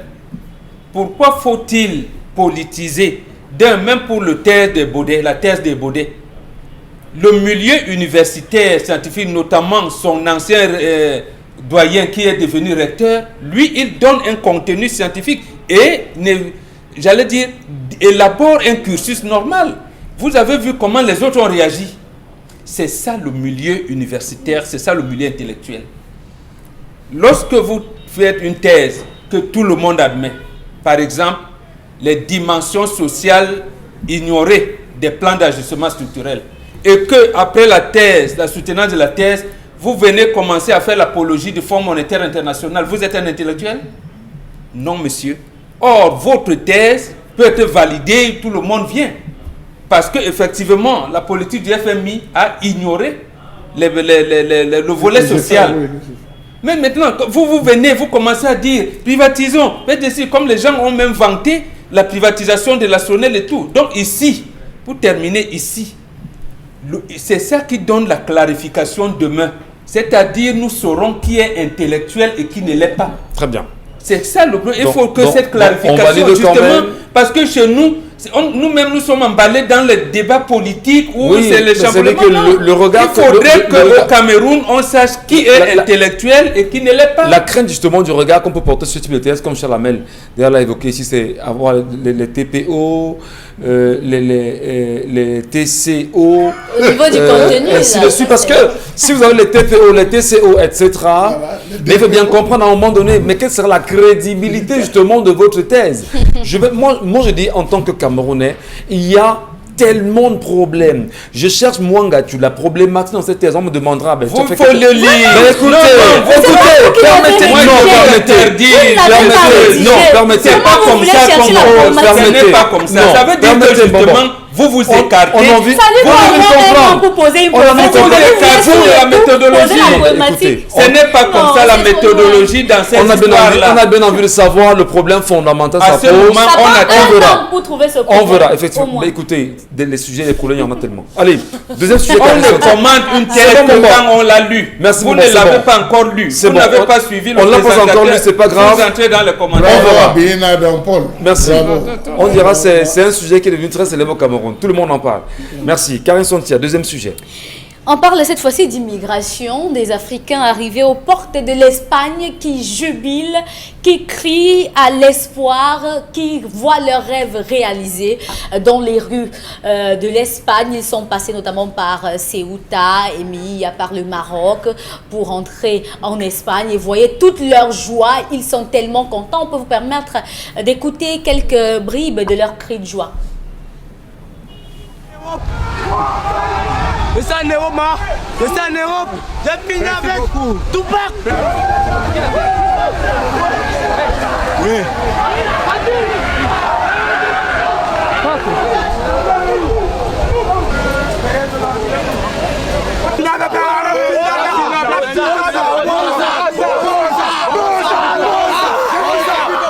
Bonza, Bonza, Bonza, Bonza. Soit ils se rappellent du martyre qu'ils ont dû traverser pour arriver de ce côté-là, ou soit ils se rappellent encore de ce qu'ils ont vécu dans leur pays respectif pour espérer mieux pour eux, entre guillemets. Voilà. Moi, je ne sais pas ce qu'on va dire. Peut-être Chalamel veut laisser un petit commentaire. Non, je vais dire quoi. Voilà. Ça démontre tout simplement ce que nous vivons dans nos différents pays. Nous sommes assis là parce que nous, on a choisi de mourir. Mais s'il y avait moyen, nous tous, on va embarquer pour aller de ce côté. C'est la raison pour laquelle notre combat ici s'est appelé ceux qui sont encore là, s'ils ont une once au moins, n'est-ce pas, en termes d'humanité, de pensée rétablie et de permettre à tous d'être à l'aise. Dominique Voir Audrey, ces jeunes courir, ça fait pitié. Dominique Audrey, ça vous inspire quoi ces images-là? Je suis contente pour eux, Michel. Vous pensez qu'ils sont sortis de l'auberge là? Pas Non, du tout. non, Pas du tout, mais argumentez. Mais ils ont le droit certainement, d'espérer. ils ont l'espoir que là-bas, ce sera mieux. Si c'est que vous avez votre mère qui allait mourir à l'hôpital alors qu'elle donnait naissance à votre petit frère et que sur elle, elle n'avait pas d'argent dans un hôpital ici dans votre pays, ou bien que dans votre village, vous n'avez même pas d'eau. Si vous allez à l'hôpital et que vous n'avez pas d'argent, vous ne serez pas soigné. Si. Donc pour eux, ils ont certainement... Pour eux, c'est le commencement d'une nouvelle vie. Ce sera dur, peut-être on va vous renvoyer ici, mais au moins ils auront essayé. S'ils sont contents, on peut être que content pour eux. Hein. Bon, pour moi, le bonheur de chacun réside dans ce qui lui fait plaisir. Si Bon. vous êtes content d'être là-bas, c'est Bon, bon pour Bengan, moi. ces images-là, elles sont parlantes pour vous? Oui, ça me nécessite également une thèse, mais sont parlantes sur au moins deux choses. Oui, je vous dis, et je suis sérieux. Tout est sujet à étude. C'est la première chose que ça ressort, c'est la honte des dictateurs qui nous dirigent. S'ils avaient ce problème-là, la honte, on est réduit à ça alors que nous avons un sous-sol riche, si on pouvait avoir le truc. Mais l'autre chose que ça ressort aussi de primordial que peut relever, c'est que, je vous le dis, dans 50 ans, le monde risque d'être peuplé de plus de noirs que de blancs. Ça veut dire que ces gens... Vous croyez que c'est blanc d'homme quand vous le dites là? Oui, d'homme. C'est une société qui est en train de vieillir.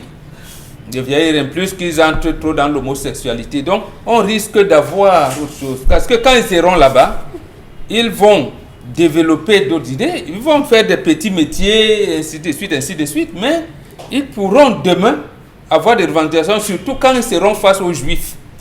Les Juifs qui, eux, ils ont des lobbies forts, ils vont, eux aussi, peut-être c'est là-bas que vont développer les idées d'aimer leur pays. Parce qu'aujourd'hui, la diaspora, même ceux qui sont passés par la nage, par la manière avec laquelle ils passent là, ils nous envoient de l'argent. Oui. Pour nous entretenir dans nos familles. On ne le soutient pas, mais je veux dire, c'est l'autre effet qui pourrait avoir des conséquences, bon, je dirais heureuses. Demain, si jamais nous qui restons également, nous continuons ce travail d'éveil à la citoyenneté, c'est-à-dire que de lutter contre les dictateurs qui nous oppriment aujourd'hui. Merci Mourad Bengan. Allez, allons à nouveau retrouver et rencontrer une énième fois Consti Lamine, vous nous retrouvez. Rebonjour. Mais avant de vous retrouver, on va regarder ceci.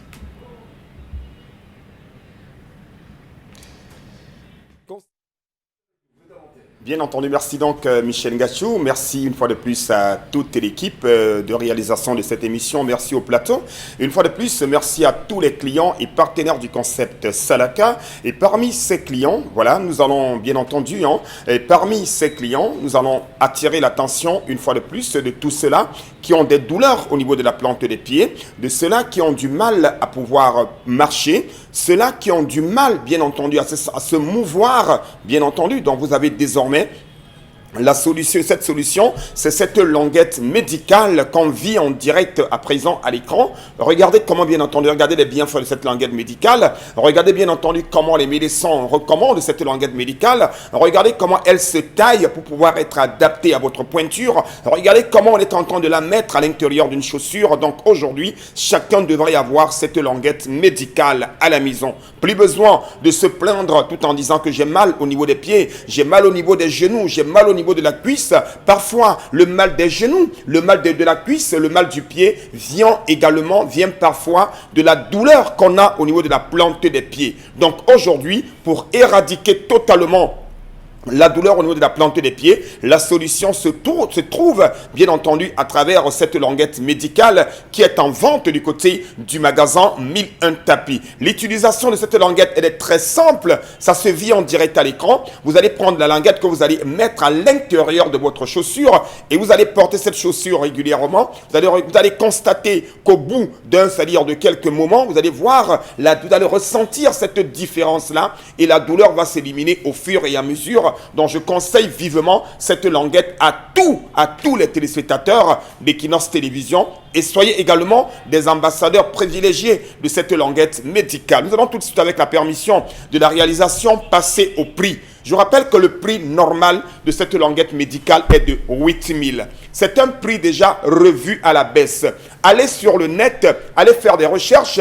Vous allez constater vous-même que cette languette médicale est vendue dans d'autres pays européens à plus de 15 000. Mais comme nous sommes au Cameroun et dans le cadre du concept Salaka, vous l'avez encore jusqu'au 31 juillet 2020 au prix de 6 000. Je dis bien, c'est 6 000 francs. La languette médicale, la paire et non une seule languette, vous l'avez à 6 000 francs parce qu'après le 31 juillet, nous allons appliquer le prix normal, le prix qui va rester pour ce qui est de la vente des languettes médicales. Les numéros de téléphone, vous les avez. Appelez dès à présent le concept Salaka et passez directement votre commande. Quel que soit votre quartier, quelle que soit votre ville, il est important de commander des produits au concept Salaka parce que le concept Salaka, c'est des produits innovants, c'est des produits de qualité tels que ces languettes médicales. Et je ne saurais partir sans dire déjà merci à tous les clients du concept Salaka, à tous les partenaires, particulièrement ce matin, à une dame, elle accompagne le concept Salaka, elle fait des achats au concept Salaka, c'est Maman Alice du marché Mopi, une très grande cliente et partenaire du concept Salaka. Très bonne journée à toi Maman Alice, partenaire du concept Salaka. Merci beaucoup. Merci beaucoup, Consti Lamine. Madame, messieurs, on va se quitter dans un instant, mais surtout, vous rappelez que c'est assez choquant, c'est gênant de se rendre compte qu'aujourd'hui, lorsqu'on sait que la loi relative, et bien sûr, aux associations culturelles et artistiques a été promulguée par le chef de l'État, il y a des artistes camerounais, des artistes camerounaises qui se déchirent, s'insultent sur la toile et nous servent un spectacle qui ne nous plaît pas. C'est énervant. À demain.